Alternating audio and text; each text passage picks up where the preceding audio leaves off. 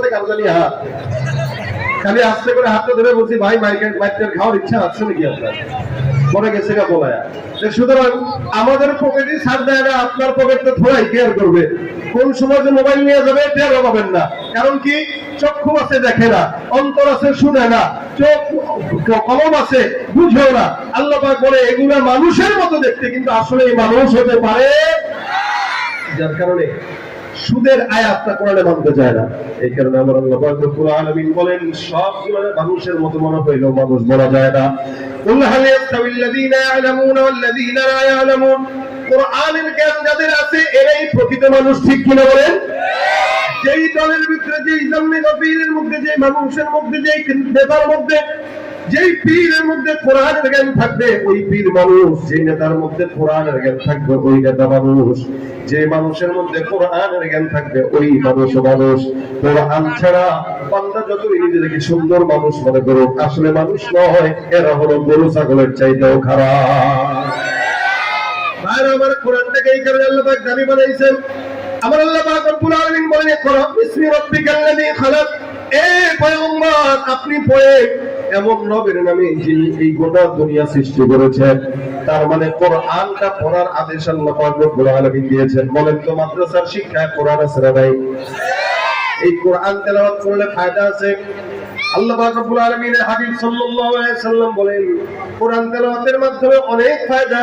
তিনটা ফায়দা আপনাদেরকে আমি শোনাবো। এক নাম্বার, কোন ইমানদার বান্দা যদি কোরআন তেলাওয়াত করে ওই বান্দাটার ফায়দা, এক নাম্বার কোরআন বুঝে পড়লেও সওয়াব হয়, না বুঝে পড়লেও সওয়াব হয়। বলে প্রত্যেকটা অক্ষরে অক্ষরে আল্লাহ পাক বান্দার আমলনামায় 10টা নেকি দান করেন। সুবহানাল্লাহ। কোরআনের এক নম্বর ফায়দা, কোরআনটাও বুঝে পড়ুক। আমাদের সমাজে ঘরের মধ্যে কোরআন আছে কিন্তু তেলাওয়াত নাই, যার কারণে সারা বছর কোরআন পড়ে থাকে। ঘরের মধ্যে টিভিটা আছে, টিভিটা মুছার মানুষ আছে কিন্তু কোরআন মুছার মানুষ নাই, যার কারণে কোরআনের মধ্যে ধুলা জমে যায়, কোরআন দেখার কেউ নাই। রমজান মাস আসলেও কোরআন তেলাওয়াত করে না। এ মুসলমান নবীর উম্মত কোরআন তেলাওয়াত করবেন, এক একটা অক্ষরে 10টা করে নিতে হয়। আল্লাহ রাসূল সাল্লাল্লাহু আলাইহি ওয়াসাল্লাম কোরআন তেলাওয়াত করতেন। তেলাওয়াতের মাধ্যমে নামাজের মধ্যে আল্লাহ পাক পয়গম্বরকে শত্রুদের কবল থেকে কোরআনের বরকতে বাঁচায় দিতেন। আবার পয়গম্বর কোরআন তেলাওয়াত করতেন, কোরআন তেলাওয়াত শুনে ইহুদিরা মুসলমান হয়ে যাইত। কোরআনটা এমন একটা মুজিজা, কোরআনের জ্ঞান যদি কারো দিলের মধ্যে থাকে আল্লাহ পাক রব্বুল আলামিন কোরআনের নূরের বরকতে বান্দার জিন্দেগি বরকতময় করে। কোরআন যদি কেউ শিখতে পারে তাহলে তো বরকত, শিখতে না পারলেও আল্লাহ পাক তাকে কোরআন ওয়ালাদের সঙ্গে জান্নাত দিয়ে দেয় যদি মহব্বতটা রাখে। এইজন্য হাদিস শরীফে পয়গম্বর বলেন হয়তো তুমি আলেম হও, কোন আলিমান আও মুতাআল্লিমা, তুমি হয়তো আলেম হও নয়তো মুতাআল্লিম হও, শিখায় দাও, হয়তো শিখো নয়তো শিখাও, হয়তো মহব্বত করো নয়তো সহযোগিতা করো। 4টা জিনিস আল্লাহর হাবিব আদেশ দেয়, হয়তো আলেম হও নয়তো আলেম বানাও, নয়তো আলেমদেরকে মহব্বত করো নয়তো সহযোগিতা করো। খবরদার খবরদার, কোরআনটাকে মহব্বত করবা, সহযোগিতা করবা, কিন্তু 5 নাম্বার হয়ো না কোরআন বিদ্বেষী হয়ো না। যারা কোরআন বিদ্বেষী তারা মানুষ হতে পারে না, তারা গরু ছাগলের চাইতেও খারাপ। যার কাছে কোরআন ভালো লাগে না, সুন্নাত ভালো লাগে না, কোরআনের বাণী ভালো লাগে না, ওর ভিতরে সুরের ভিতরে পার্থক্য নাই, বরঞ্চ সুরের চেয়েও খারাপ। কেন? উলাইকা কাল আনআম বাল হুম আযাল। এই মনে রাখবেন, আমাদের এই সমাজে আল্লাহ পাক কোরআন ফরজ করা আমাদের উপরে ফরজ করেছেন। আচ্ছা, কুকুর কি কোরআন শিখে? জানোয়ার কোরআন শিখে না? শিখবে কে? মানুষ। অর্থাৎ মানুষের উপরে কোরআন ফরজ হয়েছে, কিন্তু মানুষ কোরআন শিখে না। মানুষের উপরে কোরআন শেখা জরুরি, মানুষ শিখে না। কোরআন কুকুরও শিখে না, গরু ছাগলও শিখে না। আল্লাহ বলে যেটা কুকুরও করে না, কুকুরও শিখে না, জানোয়ারও শিখে না, তোমার শিখা দরকার, তুমিও শিখো না। তার মানে কুকুরের মধ্যে তোমাদের মধ্যে কোনো পার্থক্য নয়, তোমরা সমান, বরঞ্চ কুকুরের চাইতে খারাপ। কিভাবে? বলে কুকুর তো অন্যায় করে না, তুমি তো অন্যায় করো। কুকুর কুকুর হয়ে কারো জায়গা মানে না, কুকুর কুকুর হয়ে কারো জমি চুরি করে না, কুকুর কুকুর হয়ে দুর্নীতি সুদ ঘুষ চাঁদাবাজি করে না। তুমি মানুষ হয়ে এগুলা করো, যে কাজ কুকুর করে না, শুয়োর করে না, ওইটা তুমি কেন করো? বলে তোমার ভিতরে কোরআনের জ্ঞান না থাকার কারণে করো, আর এই কারণে তুমি কুকুর শুয়োরের চাইতেও খারাপ। এই জন্য আল্লাহ পাক বলেন হাল ইয়াসাউল্লাযীনা ইয়ালামুন ওয়াল্লাযীনা লা ইয়ালামুন। যারা কোরআনের জ্ঞান জানে তারা, যারা জানে না তারা কখনোই সমান নয়। আব্দুল্লাহ ইবনে মুবারক রাহমাতুল্লাহ আলাইহি জামানার ঘটনা, উনি অনেক বড় একজন বুজুর্গ ছিলেন, মুফাক্কির ছিলেন, ফকিহ ছিলেন, মুহাদ্দিস ছিলেন। আব্দুল্লাহ ইবনে মুবারক রাহমাতুল্লাহির বাড়ির পাশে একজন লোক ছিলেন যে কামারগিরি করত, কামার। এই কামারটা হাফেজে কোরআন ছিল না, সাধারণ একজন মানুষ ছিল। আব্দুল্লাহ ইবনে মুবারক রাহমাতুল্লাহি আলাইহি ইন্তেকালের পরে একদিন উনার এক খাদেম স্বপ্নের মধ্যে দেখে, আপনার বাবা যখন ইন্তেকাল করে বাবারে বেশি মহব্বত করার কারণে বাবাকেও স্বপ্ন দেখা হয়। এরকম ভাবে মানুষ তাদের মহব্বতের বান্দাকে স্বপ্ন দেখে। খাদেমটা আব্দুল্লাহ ইবনে মুবারক রাহমাতুল্লাহি আলাইহি স্বপ্ন দেখলেন। স্বপ্নের ভিতরে তাকায় দেখে আব্দুল্লাহ ইবনে মুবারক রাহমাতুল্লাহি আলাইহি জান্নাতের মধ্যে সুন্দর করে ঘুরে বেড়ায় আর নিয়ামত ভোগ করে।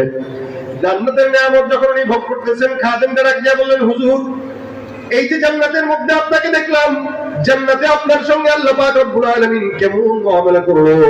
আব্দুল্লাহ ইবনে মুবারক রাহমাতুল্লাহি আলাইহি বলেন, আল্লাহ পাক রব্বুল আলামিন আমার সঙ্গে অনেক চমৎকার মুআমালা করেছে, কারণ আমি কোরআন তেলাওয়াত করেছি, আবার কোরআন অনুযায়ী আমল করেছি। কোরআন পড়তাম, কোরআনের সম্মানের কারণে আল্লাহ পাক জান্নাতে আমাকে প্রাসাদ দিয়েছে। হাদিস শরীফে পয়গম্বর বলেন, যারা হাফেজে কোরআন হবে, এক একটা হাফেজে কোরআনকে আল্লাহ পাক আদেশ করবে, ইকরা ওয়ারতাকি, বান্দা এক আয়াত করে পড়ো আর জান্নাতের প্রাসাদের মধ্যে একটা তালা করে উঠতে থাকো। এক এক আয়াত পড়বে, জান্নাতে এক একটা প্রাসাদে উঠতে থাকবে। শুধু তাই কি, হাফেজে কোরআনের বাবা যারা আছে, হাফেজা কোরআনের বাবা যারা আছে, এদেরকে আল্লাহ পাক জান্নাতে আলাদা একটা পাওয়ার দিবে। সমস্ত উম্মতরা দেখলে বুঝবে ওটা হাফেজের বাবা, ওটা হাফেজের মা। বলে কেমনে বুঝবে?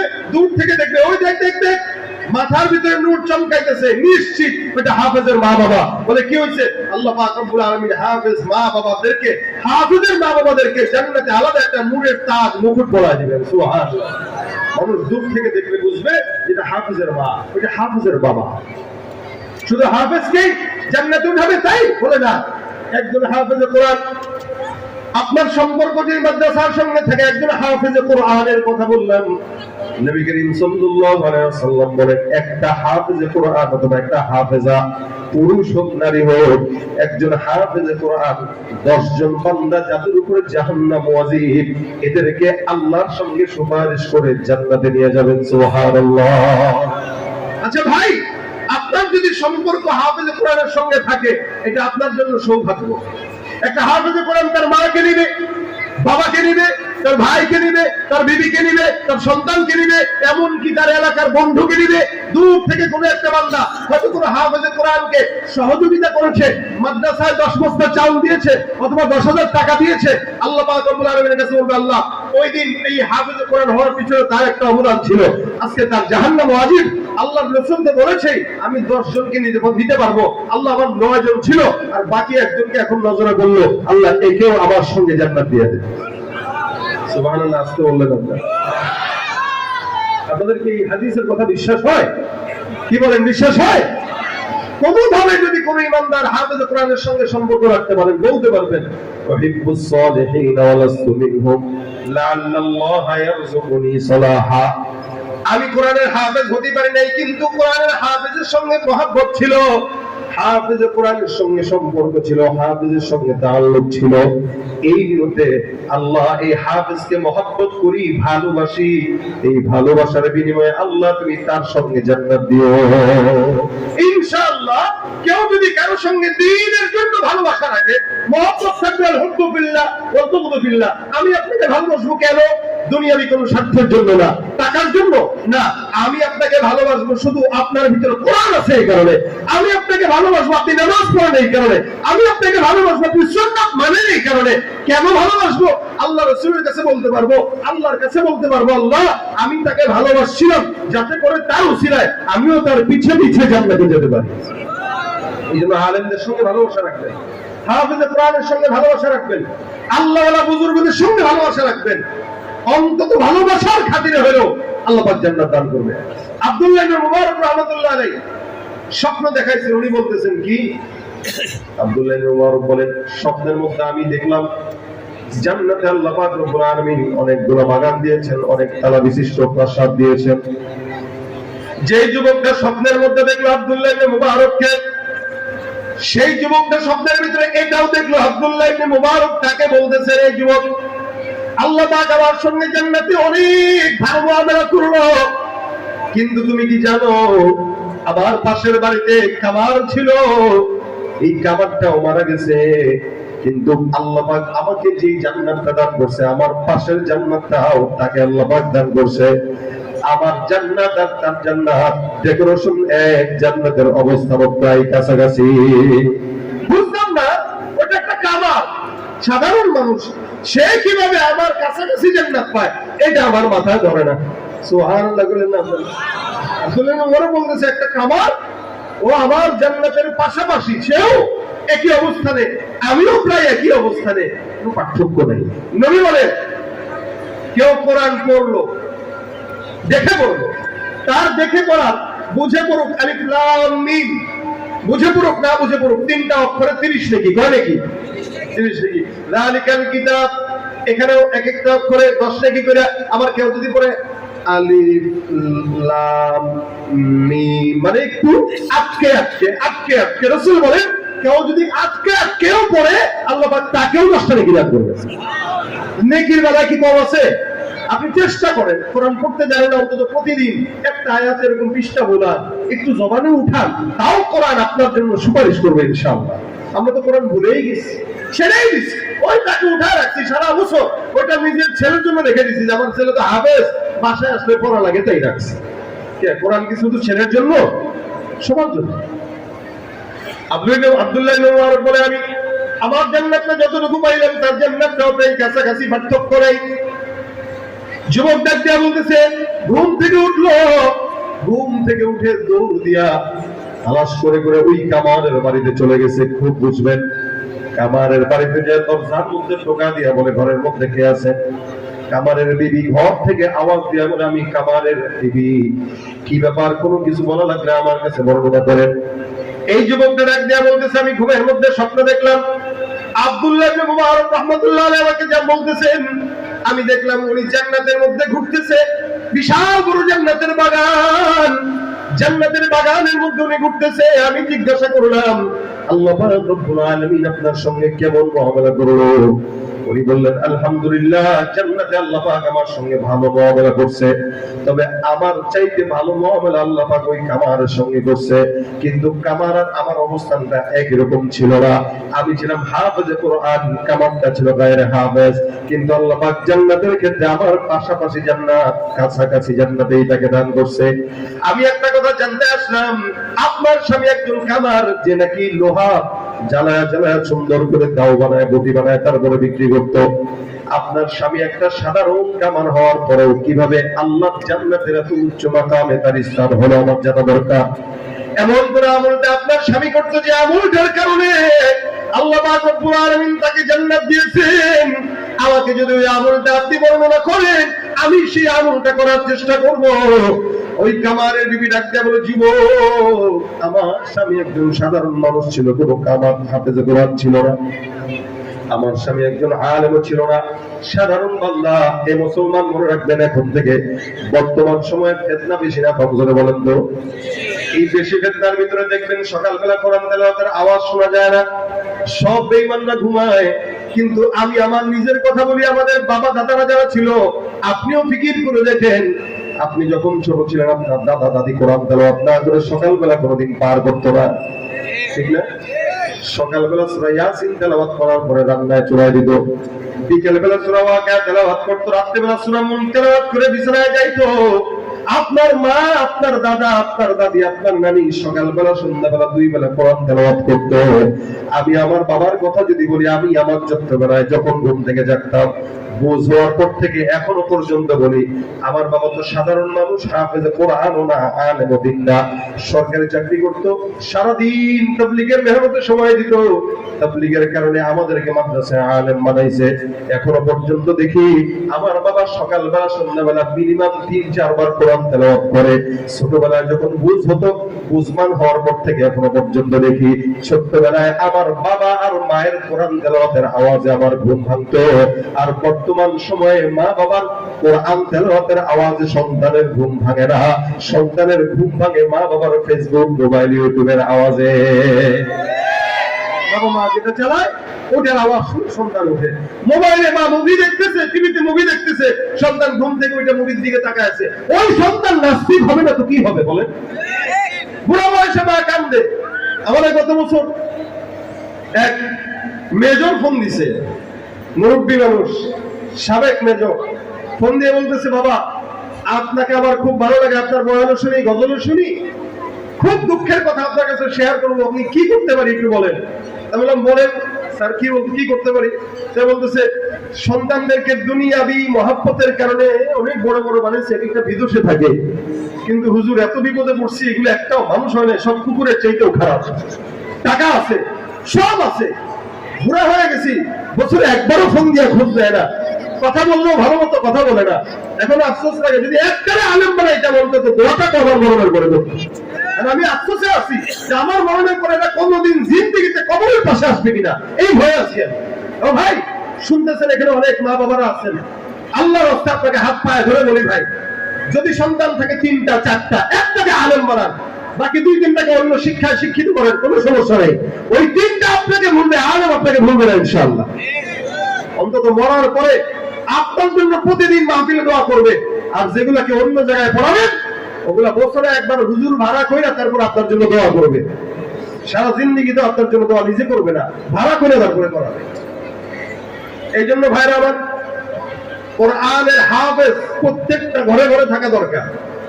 কোরআন পড়তে না পারলেও এখনো যদি বয়স আছে, মনে করেন বয়স 50 বছর, চেষ্টা করেন করার জন্য, অন্তত চেষ্টার বদৌলতে আল্লাহ পাক আপনাকে সওয়াব দান করবে। এবার ওই আব্দুল্লাহ ইবনে মুবারকের পাশের বাড়ির যে কামারটা ছিল, কামারটা বলতেছেন, কামারের বিবি বলতেছে, আমার স্বামী আলেম না, হাফেজ না, কিন্তু আমার স্বামীকে প্রতিদিন একটা আমল করতে দেখতাম। কথাটা বুঝবেন? উনি বলে, আমার স্বামীকে প্রতিদিন একটা আমল করতে দেখতাম, আমলটা হলো রাত্রিবেলা গভীর রাতে আব্দুল্লাহ ইবনে মুবারককে দেখতাম ছাদের উপরে দাঁড়ায় দাঁড়ায় নামাজের মধ্যে কোরআন তেলাওয়াত করে, সুন্দর করে নামাজের মধ্যে কোরআন খতম দিত। আর আমার স্বামী কোরআন তেলাওয়াত জানতো না ঠিক মতো, কিন্তু দরজায় দাঁড়ায় দাঁড়ায় তাকায় তাকায় বলতো, আফসোস, আমি যদি কোরআন তেলাওয়াত করতে পারতাম তাহলে দিলটা শান্তি লাগতো। প্রতিদিন তাকায় তাকায় কান্না করতো আর নামাজের মধ্যে কাঁদতো, আল্লাহর কাছে বলতো, আল্লাহ জিন্দেগিটা শেষ হয়ে গেল, হাফেজ হতে পারলাম না। আব্দুল্লাহ ইবনে মুবারকের মতো যদি হাফেজে কোরআন হইতাম, নামাজের মধ্যে প্রত্যেক রাতে খতম দেওয়ার চেষ্টা করতাম। আমি আমার স্বামীকে প্রত্যেকদিন আফসোস করতে দেখলাম, প্রত্যেকটা রাতে মরণের আগের দিন পর্যন্ত আমি আমার স্বামীকে সর্বক্ষণিক ভাবে দেখলাম হাফেজে কোরআন না হওয়ার কারণে আফসোস সে করত। আল্লাহ পাক রব্বুল আলামিন হয়তো হাফেজে কোরআন হওয়ার যে আফসোস, এই আফসোসের কারণে আব্দুল্লাহ ইবনে মুবারকের জান্নাত আর 4 জান্নাত সমান করে দিয়েছে। এ ভাইরা আমার, এই কারণে কোরআন শিখতে পারেন নাই, টেনশন নাই, এখনো তো বয়স আছে, মরণ তো নাই নাকি, বেঁচে তো আছেন। যারা স্কুলে পড়েন, যারা ভার্সিটিতে পড়েন, যারা ব্যবসা করেন, চাকরি করেন, প্রত্যেক দিন যদি চেষ্টা করেন 10 মিনিট আমি কোরআনের পিছনে সময় দেব, কি বলেন, সম্ভব কিনা? আচ্ছা বলেন, আমরা মোবাইলে প্রতিদিন কত মিনিট সময় ব্যয় করি? কি বলেন, ঘন্টার পর ঘন্টা না? যখনই সুযোগ পাই মোবাইলে হাত দিই, যখনই সুযোগ পাই ফেসবুক দেখি, যখনই সুযোগ পাই মোবাইলে ঢুকি। এই যে প্রতিদিন মোবাইল দেখতেছি কেন? প্রতিদিন এই সময় থেকে 10টা মিনিট কোরআনের সময় পিছনে সময় দেন না। একটা মাদ্রাসায় আসেন, এটা মহিলা মাদ্রাসা, এখানে পুরুষ শাখাও আছে, মহিলা শাখাও আছে। তাহলে এই মাদ্রাসায় যদি আপনি আপনার ছোট্ট বাচ্চাকে দেন যে প্রতিদিন তুমি 10 মিনিট শিখবা, অথবা আপনি নিজে যদি প্রতিদিন এখানে আসেন, এসে বলেন যে হুজুর আমাকে আধা ঘন্টা সময় একটু কোরআন শিখান, কি বলেন, শিখাবে না? কি মনে হয় আপনাদের? শিখাবে, অবশ্যই শিখাবে। আপনারা মুরব্বীরা, মহিলারা যাদের বয়স হয়ে গেছে 50, ঘরে কাজ নাই কাম নাই, অথবা ঘরের বউরা কাজ নাই কাম নাই, খালি একসঙ্গে অন্য ভাবির সঙ্গে বসে বসে স্বামীর বদনাম আর শাশুড়ির বদনাম, এগুলো বাদ দিয়ে ওই সময়টাকে করে একটা প্রতিষ্ঠানে আসেন, এসে বসা 10 মিনিট 20 মিনিট আধা ঘন্টা কোরআন শিখার চেষ্টা করেন, তাও সময়টা কাজে দিবে। আর এটাও করলেন না, কোরআনের সুপারিশ কিভাবে পাবেন? অন্তত শিখার চেষ্টাও যদি করেন, কোরআন আপনার জন্য সুপারিশ করে আপনার জন্য জান্নাতের ব্যবস্থা করবে ইনশাআল্লাহ। এই জন্য ভাইরা আমার, কোরআন পড়ার 3টা ফজিলত বর্ণনা করতেছি, শুনে রাখেন। 1 নম্বর, কোরআন যদি কেউ তেলাওয়াত করে বুঝে পড়লেও সওয়াব, না বুঝে পড়লেও কয়টা করে? কথা কয় না, কয়টা করে? 10টা। আপনারা ময়মনসিংহ এলাকার মানুষের মতো, এরা খালি শুনে আর ঘুমায়, আওয়াজ টাওয়াজ দেয় না। আপনারা কি ময়মনসিংহের লোক নাকি? গ্রামগঞ্জের কথা কইলাম আর কি, আমি ময়মনসিংহের বদনাম দিতেছি না, আমাদের খায়রুল্লাহ ময়মনসিংহের তো এখানে কইলাম আর কি। আপনারা তো ঢাকা শহরের লোক, আপনাদেরকে আওয়াজ দেওয়ার আগ দিয়েই তো আপনার আওয়াজ দেওয়ার কথা। কোরআন পড়লে সর্বপ্রথম ফায়দা কি? বুঝে পড়লেও সওয়াব, না বুঝে পড়লেও কয়টা করে? 1 নম্বর, কোরআন তেলাওয়াত করলে 10টা নাকি বুঝে